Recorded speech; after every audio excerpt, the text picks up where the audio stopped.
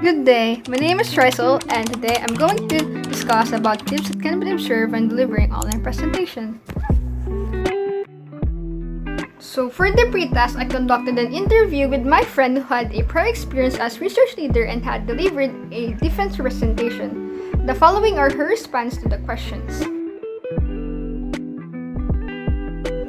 Thereafter, here are my personal commentary and highlight tips that learners may observe when delivering online presentations. The first step is to make preparations ahead of time.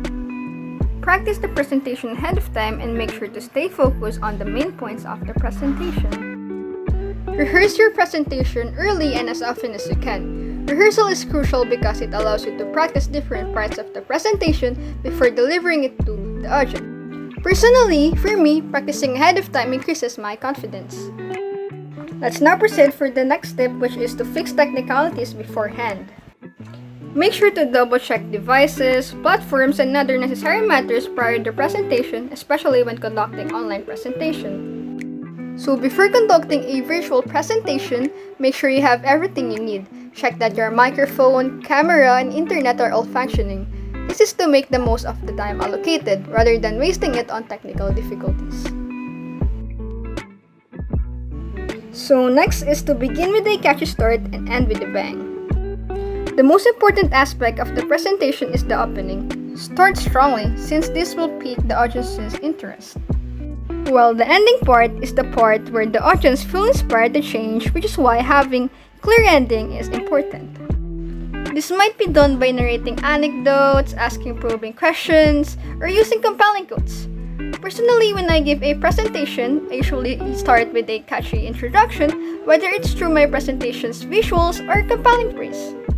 While when ending a presentation, it is important to include a strong call to action. The primary purpose of a presentation is to teach and inspire the audience to action. And of course, lastly, acknowledge and thank your audience. This is in relation to an article published by Anne-Marie from Speak Confident English, which says, "The more the audiences trust their presenter, the more they listen." Finally, but certainly not least, express your interest and make a meaningful connection with the audience. Let your heart for the topic shine through. Show passion in sharing your thoughts regarding the subject matter to engage the audience. Tell the audience what's important to you and why it's essential to understand and grasp. Through that, their attention will be captured and the audience will fully comprehend the presentation's content. Just like what was mentioned from the article from Skills You Need, be enthusiastic and honest, and the audience will understand and respond. In conclusion, how you deliver your presentation is as important as the content and the design. And don't forget to give yourself plenty of time to prepare thoroughly. And before I end, here is a quotation from Malcolm Gladwell, which says, "Practice isn't the thing you do when you're good. It's the thing you do that makes you good." And that's a wrap. Thank you so much for listening and stay safe always.